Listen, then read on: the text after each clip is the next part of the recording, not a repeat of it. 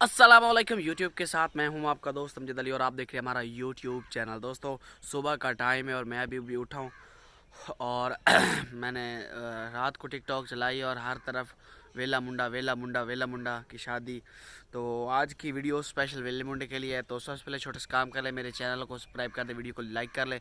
Start कर दे आज का व्लॉग। हमारी इतनी ख़राब है कि हमने जी यहाँ पर धनिया लगाए थे, लेकिन थोड़ी बहुत ही हुई हैं, ज़्यादा नहीं हुई है। देखें यहाँ पर ये हो गई हैं और इधर कुछ भी नहीं हुआ। मेरी जान के टोटे किस्मत की बात है, अगर किस्मत साथ दे तो धनिया भी हो जाएंगी। तरह ये मेरे चचा की सब्जी भी पड़ी है। ये बात क्या है, सबसे पहले मैं शादी की ढेर ढेर मुबारकबाद देना चाहता हूँ वेला मुंडा और मोहम्मद रिजवान को।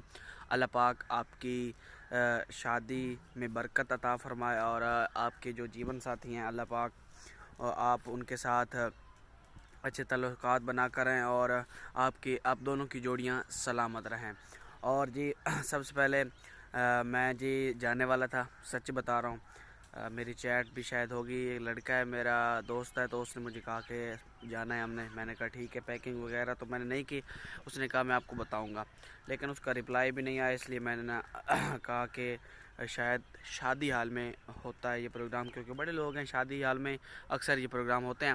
अच्छा, जब शादी हाल में होते हैं तो मसला क्या होता है पता है आपको? मसला ये होता है कि भाई अंदर पास होता है जाने के लिए, वो पास हमारे पास नहीं था। तो इसलिए हमने क्या कि अगर हम जाते भी हैं तो वहाँ पर ऐसे मुंह लटका के खड़े रहेंगे, कोई फ़ायदा नहीं है, ठीक है। तो एक तो उन्होंने बुलाया नहीं है हमें। चलो ना ही बुलाते कोई मसला नहीं, हम उनके फ़ैन हैं, चले जाते हैं, लेकिन कोई मसला नहीं। तो अल्लाह पाक आप दोनों की जोड़ियाँ सलामत रखे, रिजवान भाई और वेला मुंडा भाई। अल्लाह पाक आपको सलामत रखे, अल्लाह पाक आपको और तरक्की दे। तो जी आज का मेरा व्लॉग यही था कि मैं उनको यही कहना चाहता था कि उनको मुबारकबाद देना चाहता था। और ये हमने जी पराली, आपको पता है कि यहाँ पर रखी हुई है, ये किस की रखी हुई बताता हूँ। आप उधर देखें तो वो भी पराली पड़ी है, वो मेरे चाचा के यहाँ है और ये पराली हमारे यहाँ है।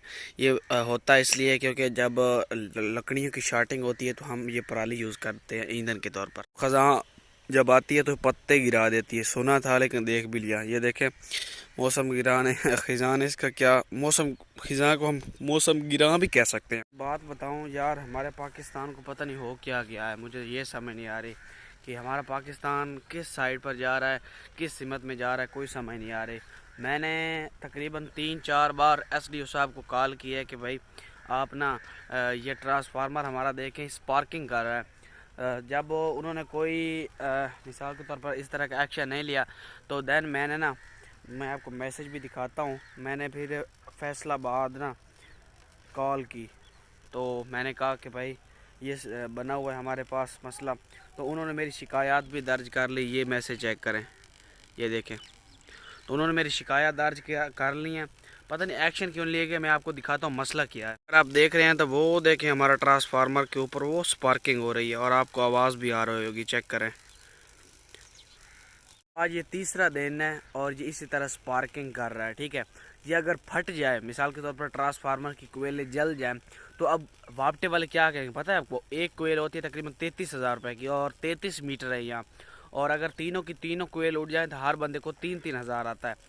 तो भाई इसे कहते हैं भाई हम 3-4 कॉलें कर चुके हैं कि भाई आएँ और इसको सही कर दे। स्पार्किंग अगर ख़त्म हो गई तो उसके बाद मसला ही नहीं होगा, लेकिन पता नहीं उन लोगों के माइंड में क्या है कि चलो कोयले लेने पड़ेगी, हमारा भी कोई खर्चा बन जाएगा। यार शर्म करो, इतना बड़ा नुकसान हो जाएगा। और दूसरी बात मैं आपको बताता हूँ, दूसरा बड़ा नुकसान क्या है। बड़ा नुकसान ये है कि ये दरमियान वाली मेन तारें हैं ऊपर वाली, तो दरमियान वाली में स्पार्किंग, अगर दरमियान वाली तार टूटती है तो ये नीचे गिरेगी और यहाँ पीछे की सीमत में आएगी। और यहाँ है घर, और अगर घर में किसी के साथ ये तार अटैच हो गई तो अल्लाह हाफिज। लेकिन उसका जिम्मेदार वापटा वाले ही होंगे, ये मैं आपको बता दूं। ये आग बढ़ चुकी है, ये आग बढ़ चुकी है और शोले निकल रहे हैं उधर से। मैं तो घर जा रहा हूँ क्योंकि मुझे डर लग रहा है कहीं ट्रांसफार्मर फट ना जाएगा। ट्रांसफार्मर फट गया तो नुकसान हो जाएगा और मुझे डर भी बहुत लग रहा है। अक्सर बिजली से मुझे बहुत ज़्यादा डर लगता है। और जी ये हमें चिड़िया मिली है, रास्ते पर रोड पर पड़ी थी तो हमने इसे उठाया है। आँखें तो इसकी बात है लेकिन अच्छी चलती है, मैंने सोचा इसको पानी पिला देते हैं। ये देखिए जब पानी पीती है तो थोड़ी सी ना अपने जिस्म को हिलाती है, ये देखिए।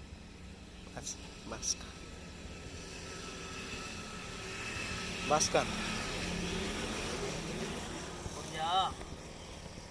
शायद इसे नींद आई हुई है, पता नहीं मसला सर्दियों का मौसम है, अगर आपको इस तरह की कोई परिंदा मिले जो डैमेज हो या पानी की तलाश में हो और वो गिर जाता है तो मेहरबानी उसे उठाएँ और पानी पिलाएँ, क्योंकि ये एक सवाब का काम है और परिंदों को बचाना हमारा अवली फ़र्ज़ ही है। तो अभी मैंने पानी पिला के मस्जिद को ऊपर रख दिया है, उम्मीद है ये रिकवर हो जाएगा। वापस आगे से चेक करते हैं। अभी आ गया हूँ मैं घर वापस और ये मेरी बेटी है अलीशा। अलीशा व्लॉग स्टार्ट करो। अस्सलाम वालेकुम आखो। अस्सलाम वालेकुम। तो जी चिड़िया वहाँ नहीं थी, हमने देखी है, तो वहाँ नहीं थी, पता नहीं किधर है। तो पता नहीं किधर गई है, वहाँ से उड़ गई है शायद। अल्लाह करे, मैं तो कहता हूँ ठीक हो जाए। चलो हमें कुछ ना कुछ सवाब मिल जाएगा और उसका ना उसका भी चलो ज़िंदगी बच जाएगी। वो रोड पर पड़ी थी और मैंने उठाई और पानी पिलाया, अभी तो ठीक थी जब मैं आया हूँ।